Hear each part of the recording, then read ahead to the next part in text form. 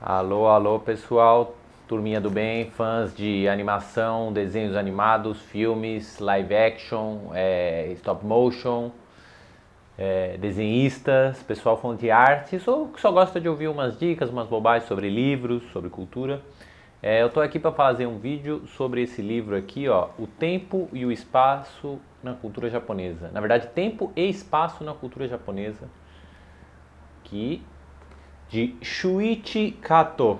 Livro aqui da Estação Liberdade, muito bacaninha, que eu li recentemente. Eu acho que para quem se interessa por arte, por desenho, por animação, vale a pena ver. Aqui é um minutinho, deixa eu apresentar a fera. Fera na selva aqui tá solta, ferinha na selva aqui, ó. Apolo 13. Fala oi, Apolo 13. Oi, ai, nenê. Então, volte para o seu lugarzinho. Não quer? Então quer participar? Então participe. Quer participar, gosta de se ver em vídeo, já nasceu na geração selfie, né? Na geração Instagrammer. TikTok. Aqui, ó, Tempo e Espaço na Cultura Japonesa, é um livro que eu comprei recentemente aí na feira da Unesp, feira de livros da Unesp, gostei bastante do livrinho. E tô indicando, é massa. O que é o livro? O livro foi escrito por esse cara, Shuichi Kato. Nasceu em Tóquio em 1919, hematologista, cara intelectual aqui, medicina. Vai lá ver a mama? Mama. Vai lá ver a mama. Tchau, Apolo foi embora. Então, um livrinho aqui sobre desse sujeito aqui, nasceu em 1919 em Tóquio, hematologista, formado na Universidade de Medicina, mas que dedicou a vida dele a viajar pelo mundo e gravou não, ensinou aqui ó, no Canadá, na Alemanha, inúmeras viagens ao redor do mundo, ele atravessou o mundo. E uma questão que dominou o interesse dele foi a relação que as diferentes culturas têm com o tempo e espaço, em especial o Japão, na comparação com as outras.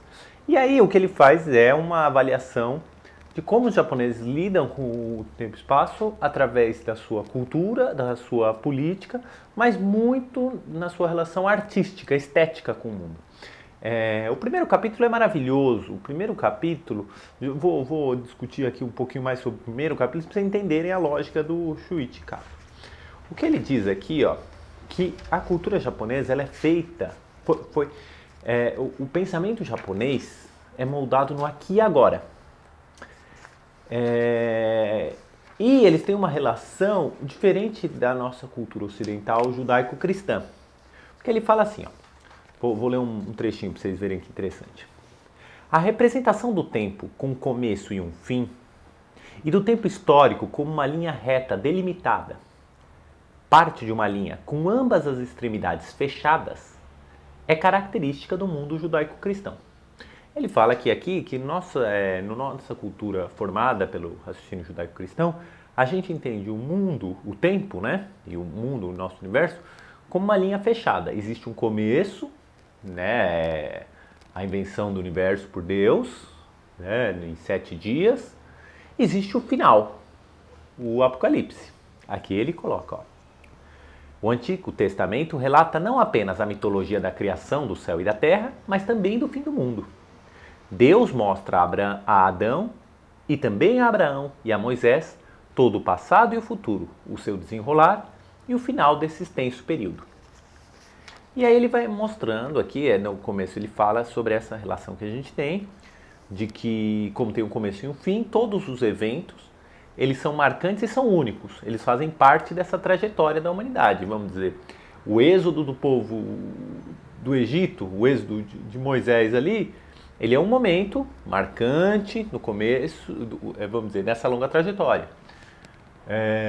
Para os cristãos, a aparição de Cristo é um momento marcante, antes e depois de Cristo. O dilúvio, todos esses momentos, o dia do juízo final vai ser um momento que vai marcar o fim dos tempos, né? O julgamento dos justos. Ele fala, isso daqui não vai ocorrer na cultura helênica. Na Grécia Antiga, ele diz, o pensamento grego é de um tempo cíclico.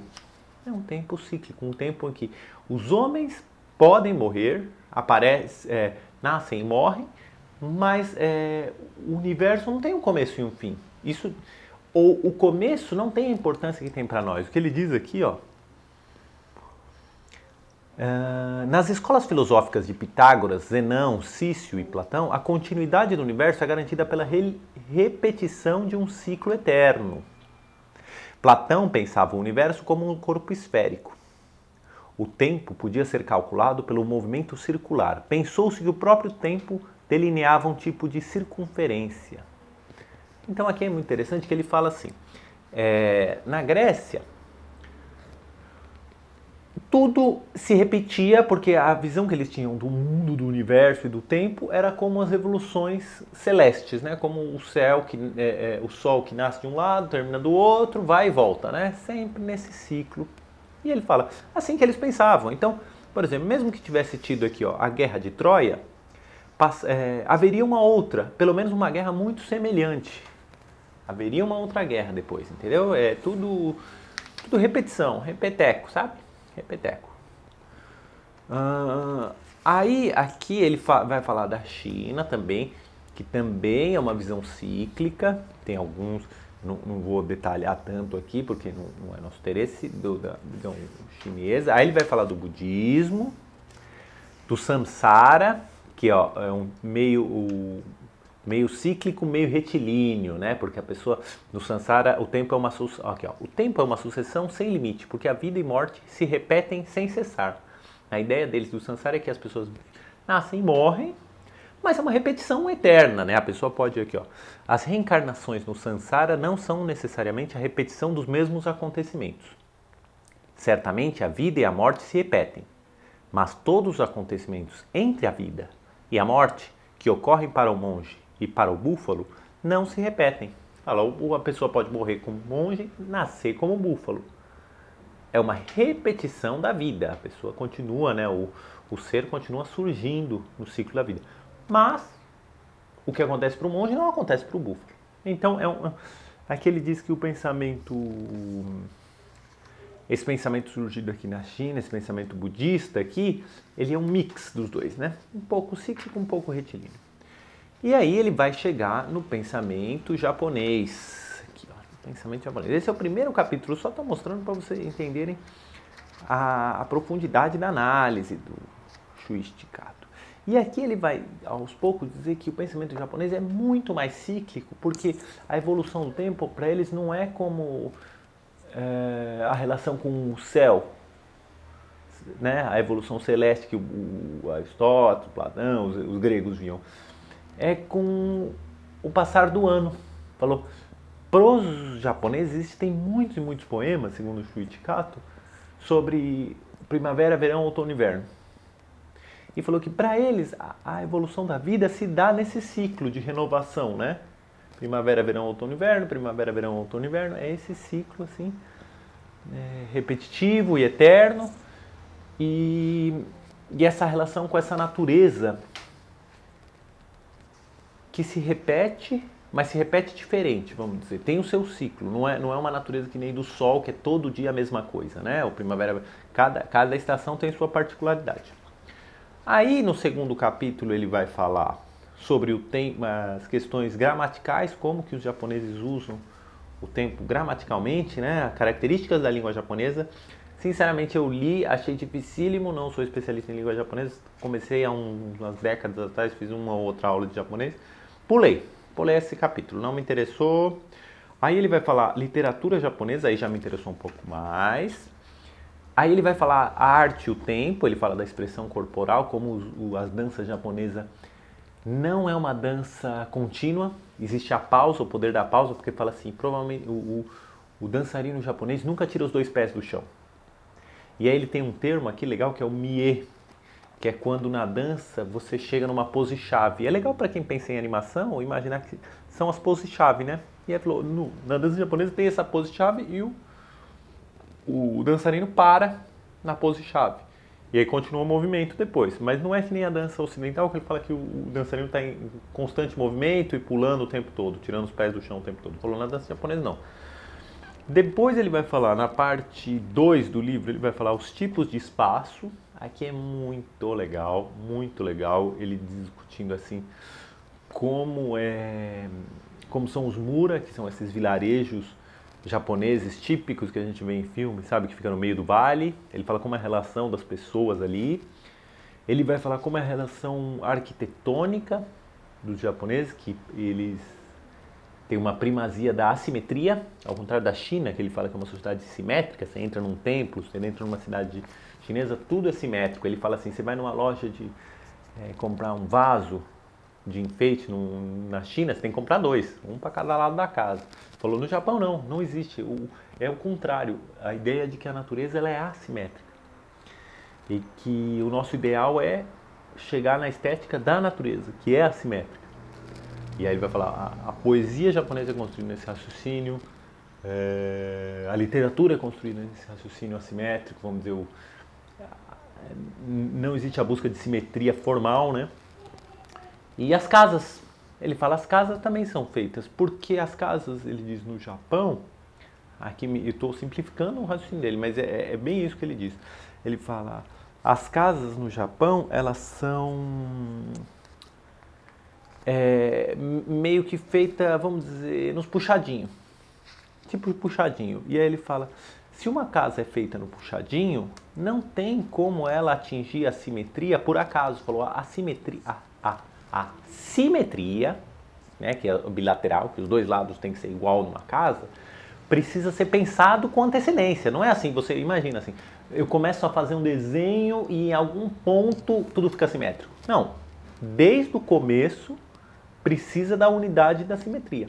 Aí falou, o raciocínio ocidental e muito mais o raciocínio chinês é assim, mesmo que eu só comecei, ele usa o exemplo assim, as catedrais que a gente está construindo até hoje lá em Barcelona, esses lugares assim, séculos de catedrais que os europeus construíram.